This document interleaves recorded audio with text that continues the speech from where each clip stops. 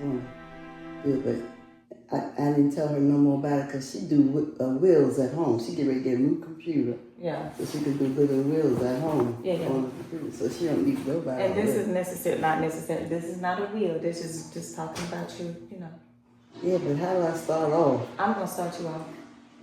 I'm going to start you off, and what I'm going to say is, so Ma, you from New York City. Mm-hmm. And then you say, yeah, I'm born in the Bronx or Brooklyn, whatever the heck. Manhattan. Man, you was born in Manhattan. Bronx. How do you remember that? Because I know y'all moved to Manhattan. Child, see, that's what we always lived in Manhattan, though. Exactly. The reason why I was going to the Bronx hospital because of Mama. Okay. So see, and this is how the conversation. This is how natural it's gonna be. Oh.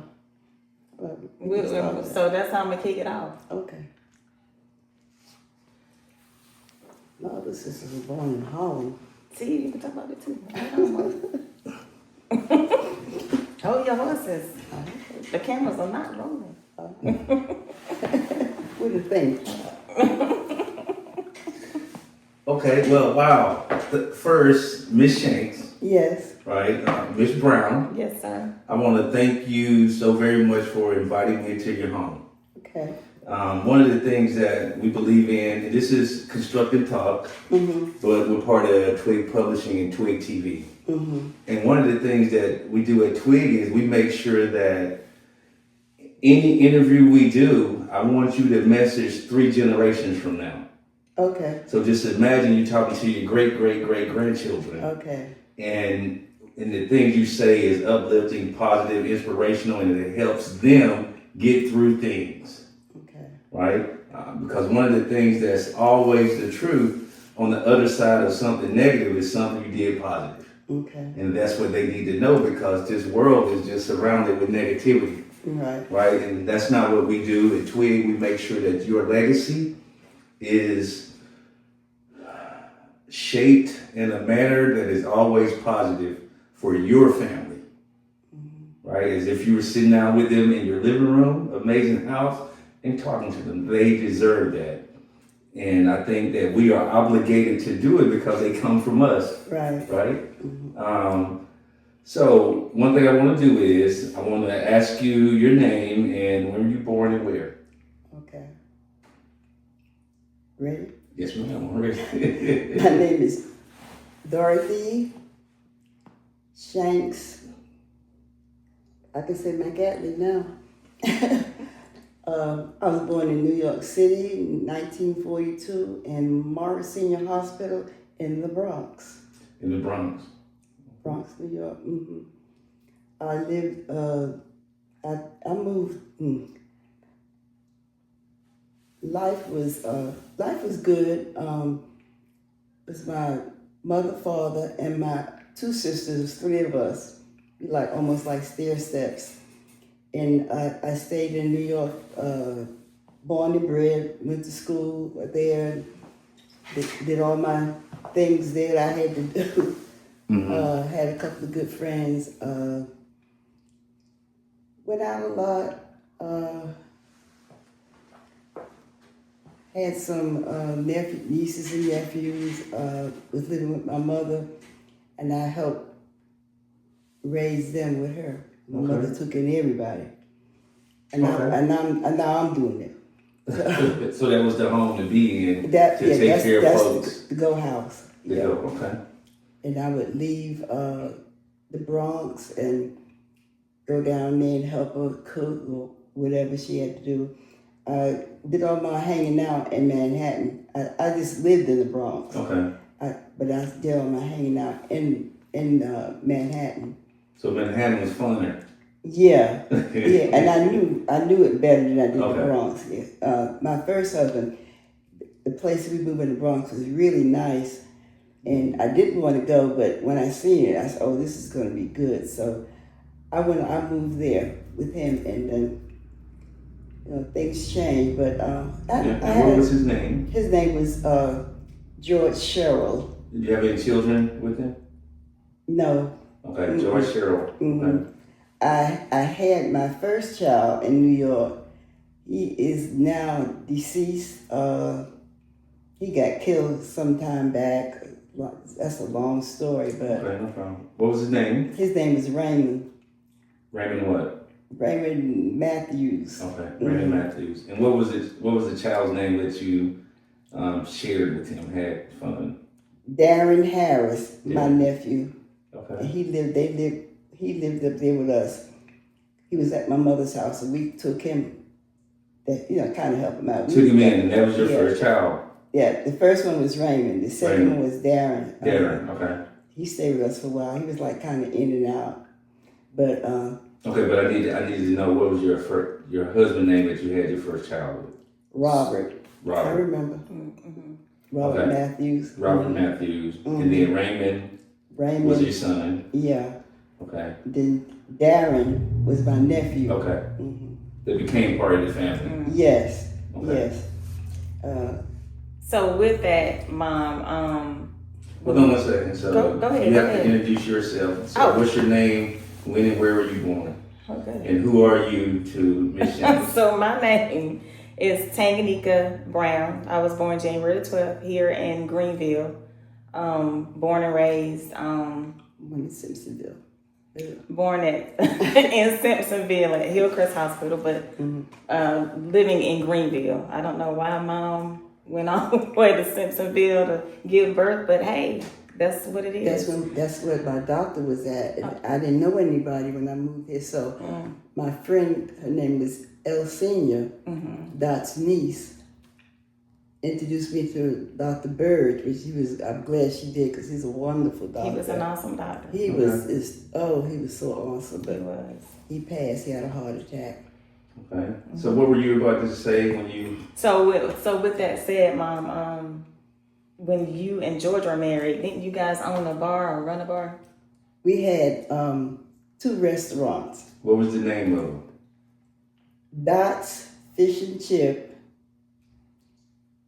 And the other one was it was D&G Restaurant, Dot and George. Okay. Were they both in Manhattan? They were in Manhattan. One was off of Broadway and 142nd Street, somewhere around in there. The other one was on Broadway. And then the other one was on Amsterdam Avenue, and that's like 100, I can't remember the street, 150, somewhere up in that area. It was good. He was a merchant seaman. Okay, I know exactly what that was. Okay, and then he decided he wanted to go back to sea. So he left me young, real young I was, to run the fish and chip place. How do you remember being then? I couldn't have been no more than about maybe 19. 19, okay. Had no clue. Okay. Yeah, he was 22 years older than me. Okay. And 22 years old, man, he gave me everything I wanted, I had everything. Every other year, the Grand Prix were in style then, so every other year he would get me a new one, unless if it came in 1940, 52, and 53 looked like the same as the 52, he wouldn't get it. But then the next year he would get it. If they look alike, almost similar. I love the Grand Prix. And he taught me how to drive for about 3 days. And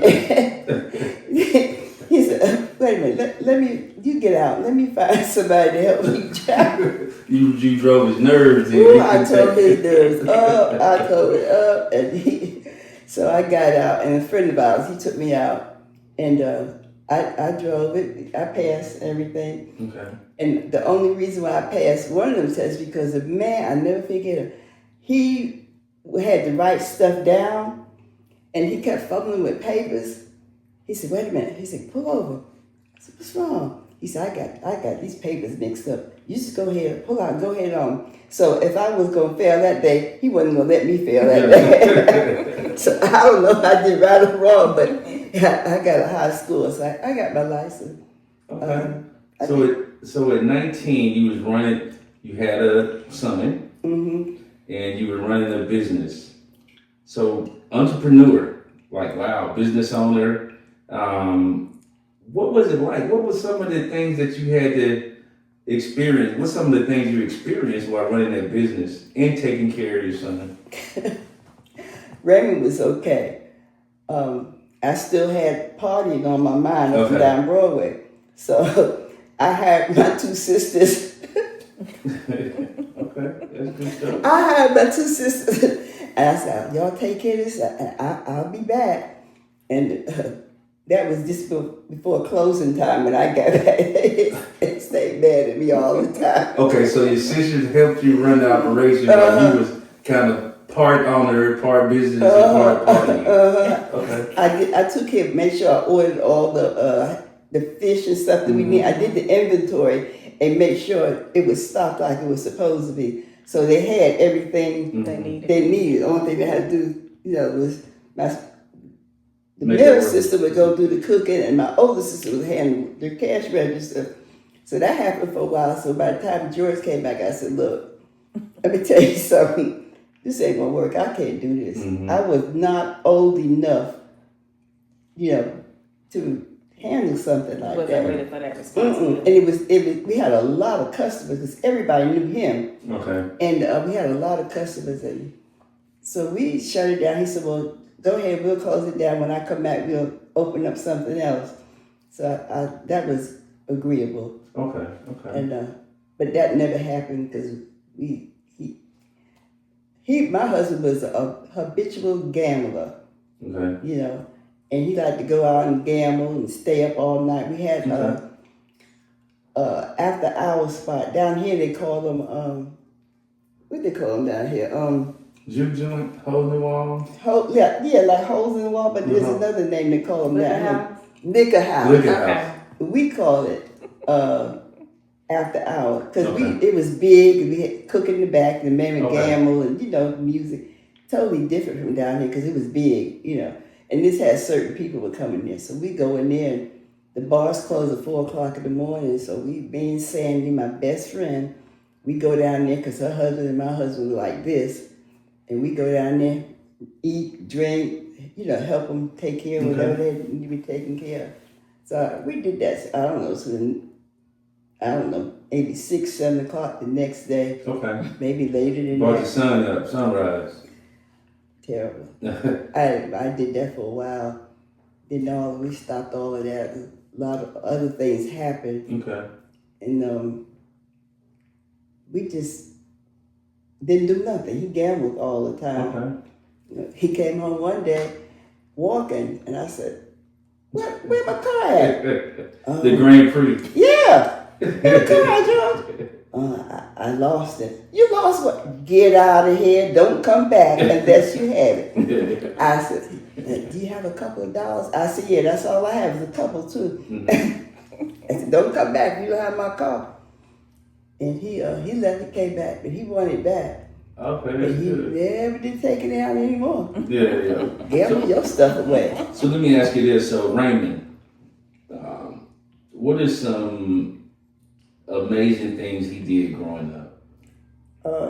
He had it pretty rough at first, but he did good. He excelled in school. He went to school. He went to a Catholic school too. He did very well, and he wanted to be an electrician because George was an electrician, and that's what he was going for. And so he studied, and he enrolled at City College. So he studied a lot. He was going to be good too, but then that tragedy happened to him. I was here when that happened, and his girlfriend.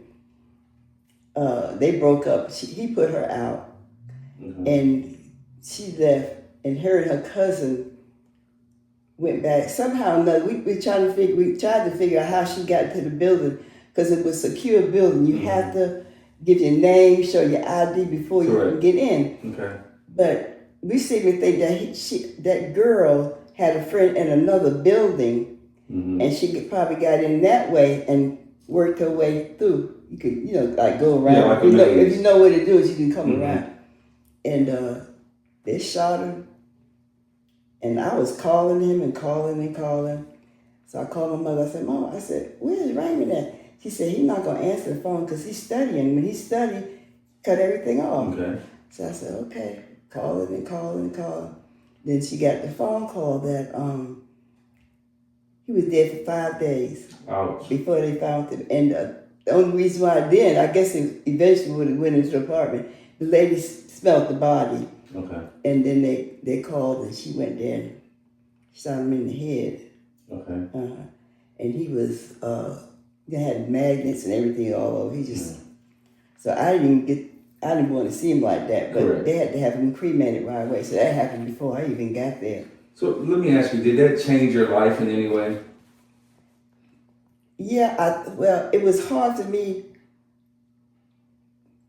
I kept thinking about it. I kept saying, why did I leave him up there? Why did I leave him? He came down here. He tried to live with us. Remember? In your second marriage. We had her father, Okay. my son's father. But Yeah. No, I'll just talk about No, that. you're fine. It's just a joke. But they couldn't get along. Okay. He said, Mama, I'm gonna have to go back. Oil and water. Yeah. Okay. So how did that change your, I guess, towards your other children? How did his death affect your relationships with your other children? My kids now, Yes, ma'am. Tang and Hashan, it didn't really. She knew him, she met him. Hashan don't remember him, but I think you remember him a little bit. When he Yeah, I said that. remember him, but it didn't change anything, your thought process as far as me and Hashan. But a couple of years after that, we experienced a different situation with your son, my brother. Yeah. Oh, Right? Yeah. So then some years later, another episode occurred with my brother, my little brother. So it's three of us. Mm-hmm. My oldest brother Raymond, I'm the middle, and my brother Hashan is the baby. Okay. So yeah. He shot himself in the head. Okay. Hashan. He tried to commit suicide. And, that was like all over again, So I was like, oh, this is not happening. Or, because they say when I got to the hospital, they was putting him on the elevator. And the doctor said, well, if he make it through the night, he's all right. But we don't know if he's going to make it or not. Mm-hmm. And it didn't hit me then either. When he got upstairs, they put him in the room, ICU. I stayed in there with him for a while, and then I left. And when I went back, he was talking. And then I said, unbelievable. The doctors was amazed. Mm-hmm. So I stayed with him one night. I stayed with him all night long in the hospital. And I kept thinking about Raymond, of course. I said, 2 kids dead. So I did okay. I thought about him a lot, but one day when we was living on Alita Avenue, I was in the kitchen and I was thinking about him, and I looked up and he came to the door and he said, Mama, I'm all right. I'm all right. And I looked, he was gone. Mm-hmm. Oh, wow. Yeah, and when he did that, I started feeling, okay, he's fine, he's all right. But I still like in shock. Did I ever tell you about that? I don't think I told anybody about that. He was standing in my door in the living room. He said, I'm all right. And I looked. Mm-hmm. And I looked again, and he was gone. So let me ask you this. So now, you remember we talked about that third generation, right? So if you have grandchildren that's feeling kind of like they're broken, or they can't measure up, or things are too much for them to handle, what would you say to them? Oh. First, pray. That's number one. You talk to God. And then be strong and just concentrate on what you want to do. You're going to get a lot of negative things in your life, and I don't think you need to, people are going to tell you a lot of stuff. You have to follow your own mind. Don't listen to other people. Do not listen to other people. Follow your own mind. You're going through some struggles. Believe me, I went through a lot of struggles. Actually, I shouldn't even be here. But just concentrate on what you want to do. Don't listen to other people's opinion. You have your own opinion, and you do what your mind tells you to do, not somebody else. You might go through some struggles, but you can overcome struggles. You have to be strong, and you have to just concentrate on you, and don't listen to a lot of people. Watch your friends, watch some of your relatives. Just be you. Okay. And you will overcome, because all you gotta do is be strong and have your own mind. Think for yourself. Okay. What are some things that you implemented? Because to give this advice, you did something with the people around you, or how you made your decisions, or how you kind of considered things. What are some of those things that you implemented to because you evolved into this, right? Mm-hmm. Over time, going through the experience. What are some things that you did with like folks around you, or situations, to be able to cope with this, so you can give that advice and let them know to think for themselves? Well, I moved down here. I forgot how old I was. Because we did a jump now. We did a big jump from up there to down here with your daughter being big. So we'll get to that. Okay. What we're going to do now? You can do it. Just talk it. You can talk it right now. I don't know. I think I'm kind of strong. And I think that I had been through so much. Mm-hmm. Sometimes I would be weak. People take advantage. People would take advantage of me. But when I moved down here, I think is when I really learned, because when I moved down here, didn't nobody like me. Are you from up north? Or why? When I moved here, I don't have any friends now. Because I was from New York, and I thought I was white. And because you light skinned. You got a lot of this. Mm-hmm. And they thought I was white, and then I had one of their people. Mm-hmm. You know, I had Freddie, and he's from here. Okay. And Freddie is my dad. Yeah, he had a lot of girls. He was a player. And we'll get back to him. So yeah. Okay. So, yeah, kind of. You went back to New York a little bit, and because you had the experience thing, you experienced death. Mm-hmm. Right, you've experienced gambling. Mm-hmm. You've experienced a child and operating businesses. Because within that is some strength, and it's some just self-discovery in that, right? Yeah. Because you remember you gave the advice to your future grandchildren. Mm-hmm. So kind of during those experiences, what are some things you did in order to kind of protect your space a little bit, right? You protect your bubble, because you saw some things, you experienced some things, and you said, okay, I'm not doing that again. Or I'm going to make sure if I select a friend, they're going to have these traits or character. Right? Mm-hmm. So what are some ways that some things that they can think about and consider as you let them know the things that you implement? I know this is long, but just think about that as you talk through it. And just talk through it. Okay. First of all, when I tell them to be strong and follow your mind, yourself, don't run behind your friends, don't listen to your friends. And what really happened to me, made me really excel, was when I came down here, I had a job that I was supposed to have a college degree, and I didn't have one.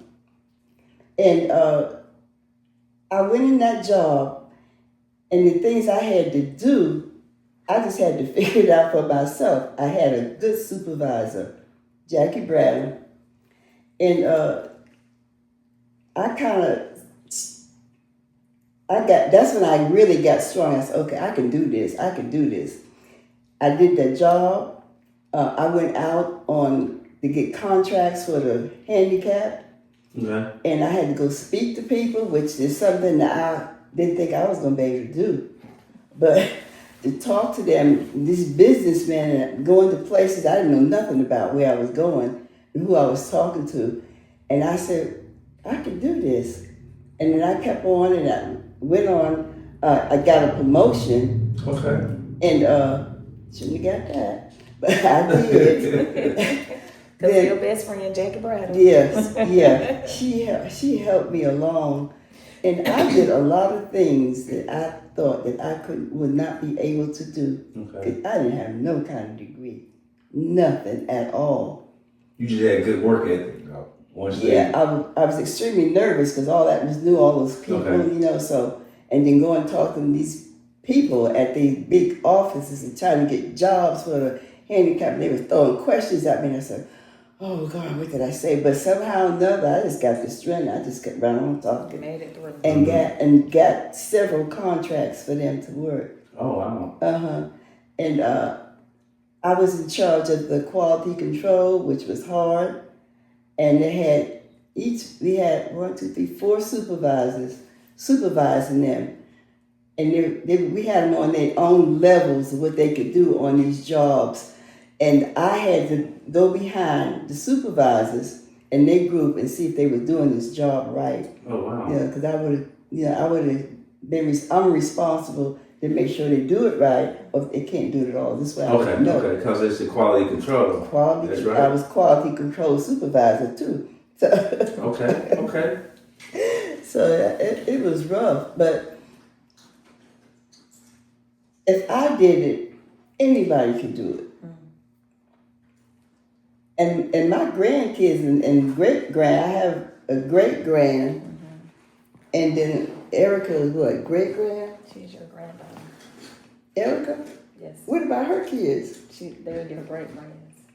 And their kids are your great. Well, Erica, she was married. She was with Raymond. How's she gonna be married? Erica is Raymond's daughter. Oh, what was his mama's name? Whose mama? Erica. Pat. Pat. Yeah, I don't forget that. But I just want them to. First of all, I want them to listen to their daddy. Okay. And Daquan, you talking about Daquan? Daquan, yeah, and listen to him when he tell you he's not gonna tell you anything wrong. Now I'm gonna say this here, Quan, you got one of your kids is just like me, so look out. What's her name? Oh, Rami. Watch her, she's just like me, so just be careful with that. But he's a good dad. I think they're gonna be all right. Okay. Between the dad and the grandmother and their mother, they'll be just fine. I want them to be strong. I want them to pay attention and watch your friends and just, Don't be taken advantage of. Don't let anybody. Yeah. Okay. We've gone through a few things actually. So, okay, you learned a lot. Man, you talked about your job history. Yeah, one of them. When you were young, right? Getting that, going above and beyond what you thought you could do. Yeah. All 3 of my jobs was like that.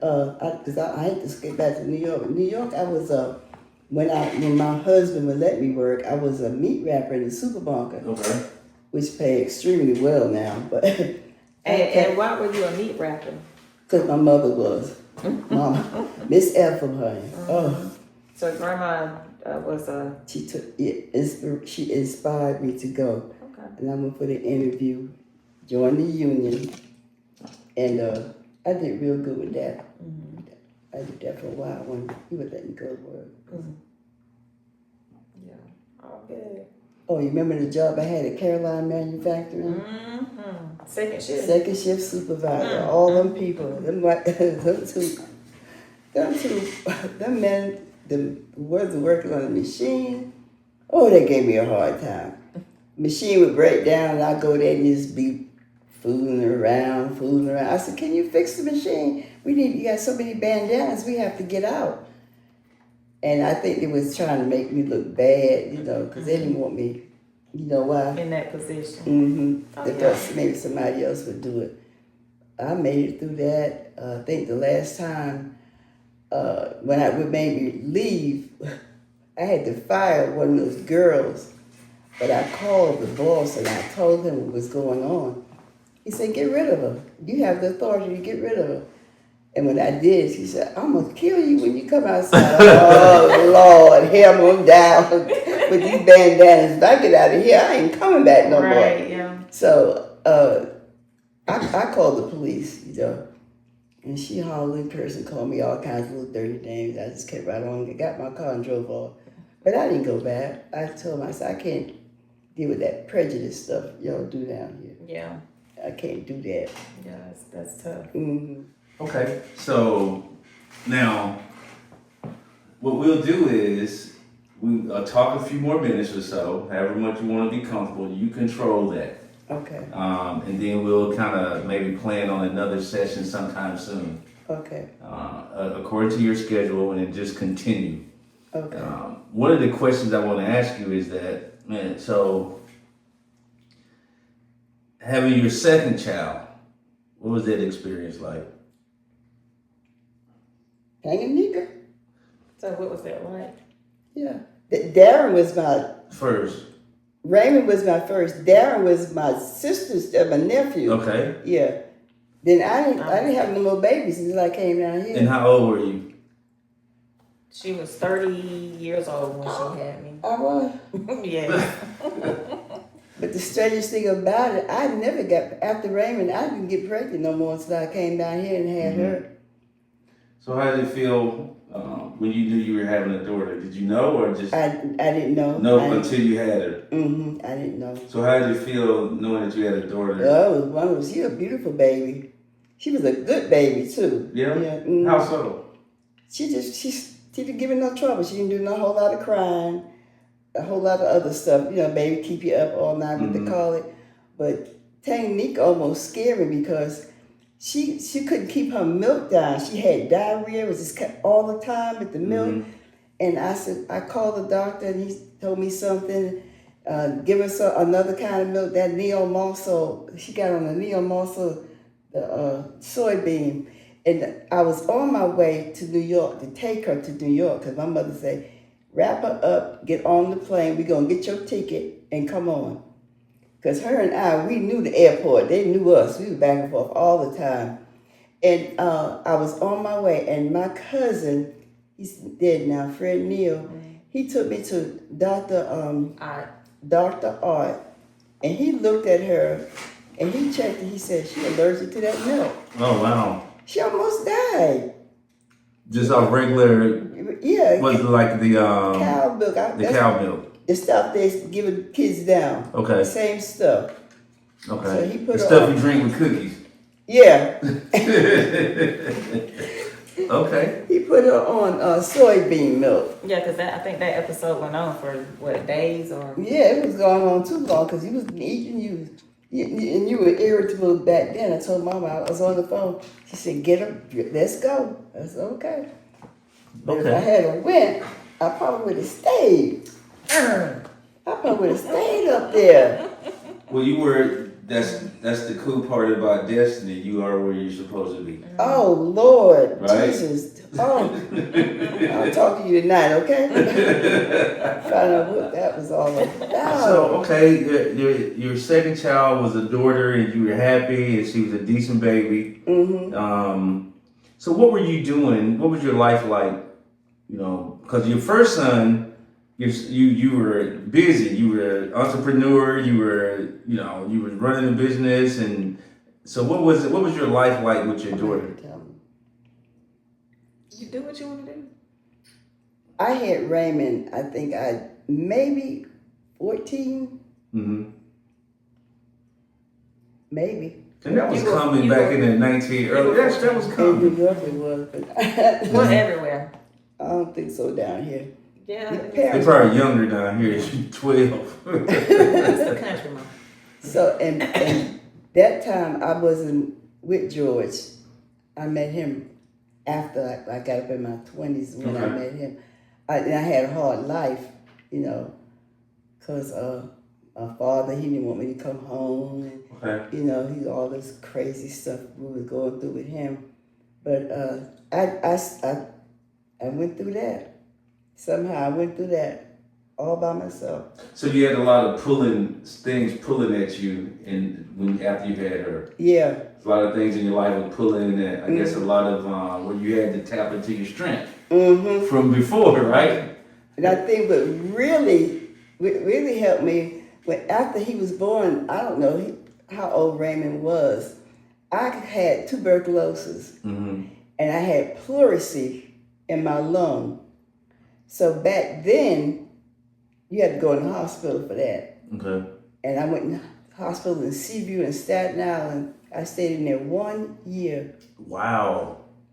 And they back then you sit up on a table, they had a needle long, they push it through your back, and then they pump that pleurisy out your lung. Oh, wow. And they was doing that once a week. They would switch from one side to the other. And I guess that's why pain don't bother me. Because that was painful. So, so when you got notified that you had to go to the hospital, did you know you was going to be there a year before? Or once you got there, you just ended up staying that long? My mother knew, yeah. But especially because when I got there, they found out just how they did all the x-rays, they found out, okay, she got pleurisy on the lung, we have to get it out. That was the only way they could get it out. Was for you to be a resident? Yeah. And stay. It was a TB hospital everywhere, people was everywhere. And okay, so that was a thing then up there. So they had to try to fight it off. Yeah. So they had hospitals or places that were specifically designed to fight it. For TB, tuberculosis, that's all they did. Oh, wow. And what year was that? Woo. What decade was that? It had to be in the 50s. In the 50s? Back in the 50s. Yeah. So how was that experience being in that hospital? You know, I can remember for some reason, it didn't bother me. I learned how to crochet. Okay. My mother would come see me, get the ferry, come across. And every time she come, I had some kind of scarf I made, put the paper, you get starch, and you dip it down in the starch and let it sit there. And you bring it up, you put papers, and maybe I had the scarves going around. Every time she came home, she had the things. And I met a lot of people. I met a little young girl in there. She was Spanish. She was so young. She would cry all the time. And I was like her mother. You know? You was a kid yourself. Yeah. I was don't cry. What's the matter? I was just like her mother. Taking over that mother role at my age. But it was an experience. I mean, sometimes I would get depressed, of course, especially my mother come and they go back. And remember, you're the baby out of the three girls. Yeah, the spoiled one. So you had three sisters. Yeah. Two sisters. It's three of you. Two more sisters. And we'll talk about them next time. Okay. Yeah. So, man, in the hospital, in the 50s, you felt comfortable. You didn't feel any kind of like you were a piece of, just inconvenience to other people, right? Everybody was so nice to me. Oh, wow. The nurses, everybody was so nice. Yeah, besides the little girl, I was about the youngest one they had in there. Oh, okay. At my age, I was there, people died. And she was about, 14, 15? 15. When she was in there. Yeah, between 15, maybe 15, 16, somewhere around there. For a year. So how long did it take you to crochet a scarf?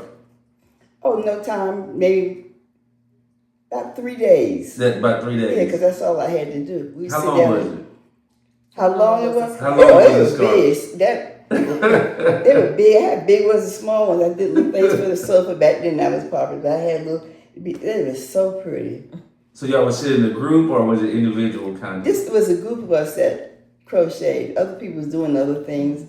Some of the other people were so sick they couldn't get up. So I seen death, one lady died. She was screaming, an old lady. She was screaming and screaming. And I said, what's wrong with her? She said, they coming to get me. I called the nurse. She said, she gonna be all right. They coming to get me.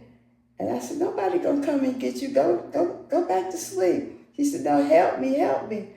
And about 15 minutes after that, she died. So I guess, they say you know when you're gonna die. Yeah. So maybe she seen somebody come. She's a sweet little old lady too. So you were in the hospital for a year. Did they let you know maybe a month or so before, like, hey, you're probably gonna be leaving soon, you're doing better, or was it just like, okay, tomorrow you're gone? They get contacted my mother, so they don't tell you anything. I didn't know nothing. And she was a kid anyway. I didn't know what to ask, so Okay. I just feel what is TV? What am I doing in here? But I did pretty good in there. So when Mom showed up, you didn't know you was going home. But I don't know how to. Yeah, they must have called her. Oh, I think they got me ready that day or day before that I was going home. Okay. That's how that happened. Cause she had to bring me some clothes and all that stuff. Yeah. Okay. So what's the first thing you did after you got to the hospital? I went to see my son. Okay. I went to see Raymond. He was staying in Jersey with some people that used to take care of us. Okay. And I went to see him. I had a hard time with her. Don't touch him now. I said, Mama, what is she talking about? Don't touch him. She had them all wrapped up, their hands, their legs, everything all wrapped up. Mm-hmm. So I went back and forth. After I had my next, I had to get another x-ray. And after I did that, I went and got him. Okay. Oh, so they were protecting him, not knowing if you were. Yeah, and they were old. You know, the old people think Mama Sears and Ada. Yeah. Hold on now. You said that's how old people think. Mm-hmm. They were old. Okay. They were old people. They were old. Okay. They took care of us, you know. Okay, yeah, I feel you. Okay, so you went to see your son. Mm-hmm. Was it any kind of thing you wanted to eat? Because I know you've been on hospital food for a year. Was it any kind of first meal you wanted to have when you got out? Because my mother was a good cook. She cooked everything, so it didn't matter. You wanted to get home cooking. Mm-hmm. That was it. Yeah, I just wanted to get out of that hospital. It was an experience that I think about every now and then. Do you? How I survived all of that stuff, you know. And my father wasn't the best of fathers. He wrecked my nerves so much. It was. Grandpa was a gambler as well, right? Yeah, numbers. That's all he put up and down here. Put this single action in, hit his numbers, eat peanuts, sit up on the bed. Get out there. Yeah, he was sick, all bent over, couldn't hardly walk. Play them numbers, get him one can of beer. He'd go up there 3 times a day up that hill. You played numbers. Played numbers and get 1 beer. I said, why don't you just get the whole? Don't tell me what to do. I said, I won't. That's his ritual. That was his thing. That was his thing. Don't mess my groove up. He put his legs up on the bed, watch TV, drink a beer, and eat his peanuts. Oh, Lord. Okay. Yeah, we'll definitely cover that.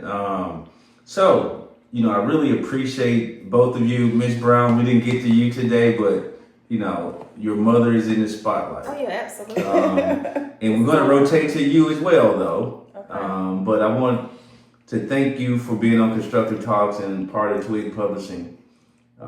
And the Right Improvement Group really appreciates you trusting us to come inside and have these conversations with you. Mm-hmm. I know it was the first one, so now you kind of see, oh man, I can just, Ain't too bad. Yeah, it's not too bad Every at once in a all. while, I'm going to get all depends on my frame of mind. If I can remember stuff, but I can remember stuff way back then. It's hard for me what happened yesterday. Maybe I couldn't tell you.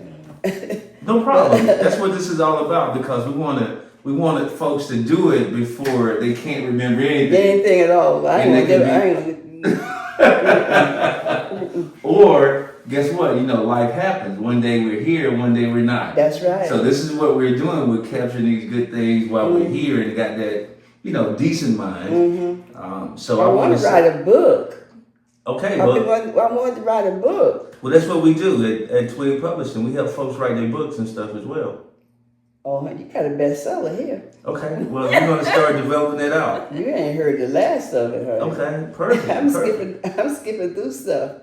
So start taking your notes and start with your outline and start with your chapters. So that's the best thing. Start just like chapter 1, chapter 2, chapter 3. And then it doesn't even have to stay that way, but at least you're getting those moments that you want to write about out. Mm-hmm. So that's a good process to start in your notebook.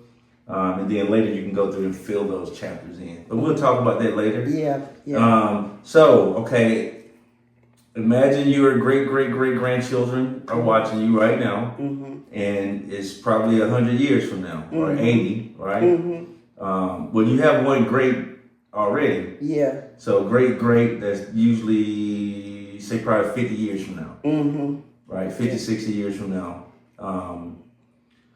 What is one thing that you would like to communicate to them right now about not only enjoying their life, but understanding that it takes work to love yourself? To love yourself? To love yourself.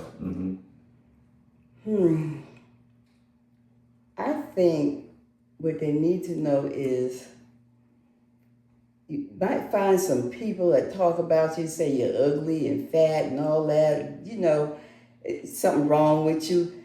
I think that they should just not paying attention to those people.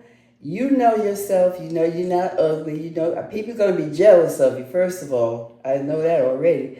But just be yourself and just don't pay attention to what people tell you or how they talk about you. Don't need to argue with them, don't fight with them. Just keep on walking and just forget about it. Just don't make no comment about it. Well, you this and you that. Don't, not word for word, tap for tap. You just go on and just, you know that's not your friend. And be careful what kind of friends you get. And don't have a whole lot of friends because they get jealous and they'll start talking about you. Just be yourself and leave them alone and do what you have to do. Go to school, get that education. Finish college and do good, because you got a life, you're getting older, you need to have that education so you can use that to get a good job and move forward. Okay.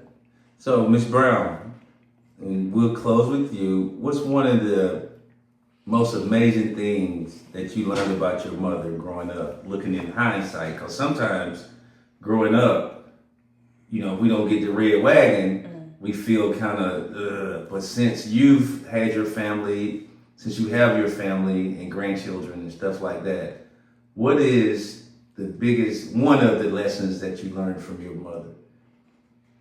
A lesson that I learned from my mama?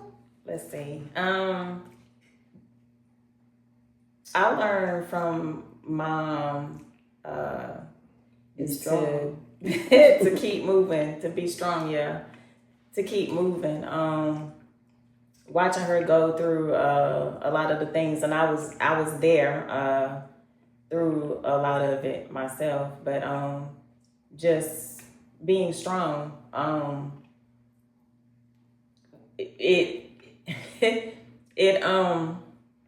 It allowed me to be probably 10 times stronger. It just made me, add those extra layers to just protect myself, to just be a better me. Okay, so I always have to ask this. So what's your definition of strength, being strong? Because strong is a broad subject. Sure is. What's your definition of that? Because your great-great-grandchildren are going to hear you say this. What would you let them know? Being strong to me is using my own mind, using your own thought process, not allowing other things interfere with where you're going and what you're doing, not to hinder you from how you feel and where you want to go. So just being strong within yourself. Oh goodness. Kind of be your own best resource. Yeah. Thank you. Yeah. Yeah, she's very strong and determined. She don't let nothing. Don't come with no whole lot of stuff. She just bottom line. That's all. She don't want to hear nothing in between. And that's a development. That's been over a process for the most part. But yeah. Okay. So I look forward to talking to you ladies again real soon. You've been wonderful and amazing. I appreciate you giving me time in your sacred space. Sure. Other than that, just tell everybody bye-bye. See you. Bye. See you later.